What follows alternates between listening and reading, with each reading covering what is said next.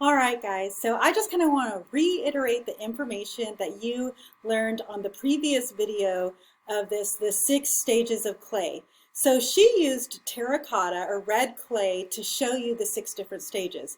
But here at Bowie, we mainly use stoneware clay. We do also have terracotta clay, as you can see back there, and we will hopefully use it at one point. But we always start out our first projects with stoneware clay, which is gray clay. So I wanted to show you those same 6 stages, but with this clay. So here to start, we have our slip. Now I actually just made this slip. You can see it's like gooey, runny. It's like a thick pancake batter. Sometimes it's a little thinner than this, but I really just made it in the blender.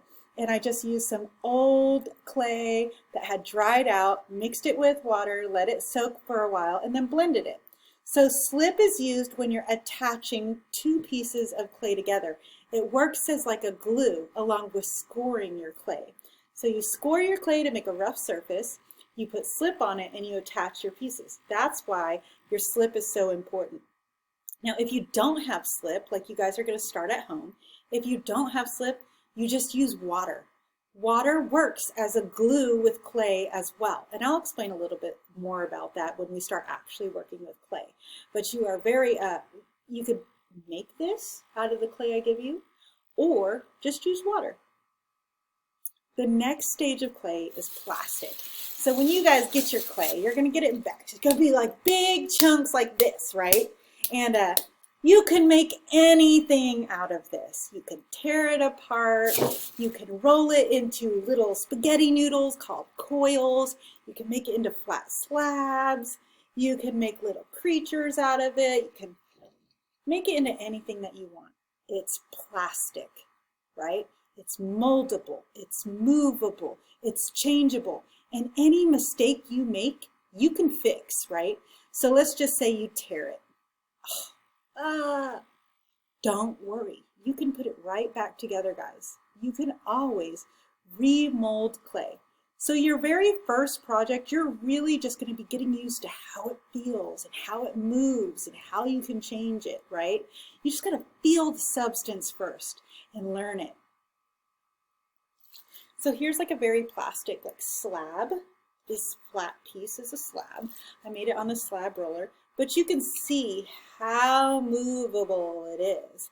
And you can form like kind of shapes and build upwards, but it's still a little weak at this point. So sometimes you have to like use other pieces of clay to stabilize it, or use like a paper towel roll or something to keep it up, or mold it over crumpled up newspaper, whatever you need, because sometimes it's just a little bit too movable at this stage, right? So the stage after this, when the clay has lost a lot of moisture and it's starting to dry out, is leather hard. So as you can see, this leather hard piece is still movable, but it's a little harder to move. It's lost a lot more moisture. You can still mold it, right? You can still kind of change the shape. Not as much, but you still can. Might cause a little cracking, so you always have to be careful. But you can still change it. You can still connect different pieces together by slipping and scoring. And the best thing that you can do at this stage is to carve into your clay. So you can take a carving tool, which you'll get popsicle sticks and different tools in your kits, and you can actually really carve any design into the clay at this point.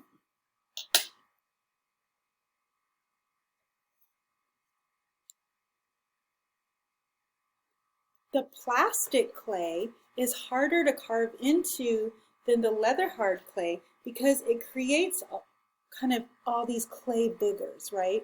Like it doesn't remove itself as well, and you get all these extra boogers. But with the leather hard stage, it's more clean and smooth carving. So this is the best stage for carving. You will finish working on your artwork in the leather hard stage. Once it's past this stage, you shouldn't be working on it anymore. So when your work is, you want to keep it leather hard by storing it correctly until you're done. When you're done, You're going to leave your artwork out, and that's so that it can lose all of its moisture. And then your artwork becomes bone dry. So here is a bone dry piece of clay. So bone dry means it is not workable anymore. You can't carve into it. Some kids will try and carve into this, and you're just creating clay dust, which is really bad for you to breathe in. It's bad for your lungs. So you don't work on it at this stage. What's most important is that the bone dry stage is very fragile. Your artwork can break really easily. So you don't want to touch it anymore when it's at this stage.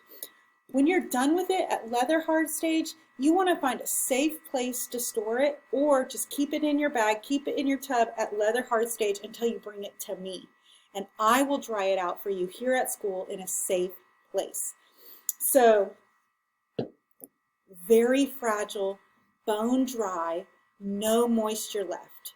The way that I can tell if there's no moisture left is I'll actually touch it, and if it feels cold at all, that means there's still water in it. So if I touch it and it's just room temperature, then it's good. So remember, that stage is so breakable. And I don't want you guys to break your artwork by mistake and be upset about it.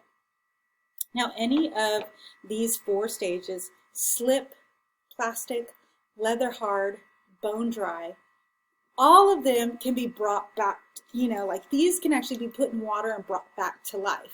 So all these 4 stages are considered greenware.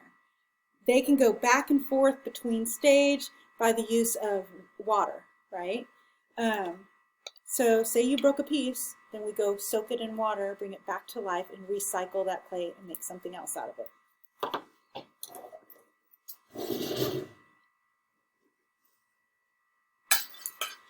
After your work is done drying out and I put it in the kiln and it comes out of the kiln, it is bisqueware.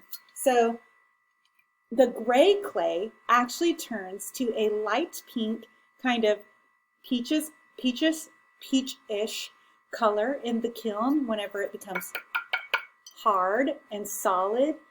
And this kind of bisqueware can never become workable clay again. It is now permanent rock. It is stone. So this is ceramic. This is pottery, right? And this stage, when you get it out of the kiln, you would sand it and wash it and clean it like you're cleaning dishes.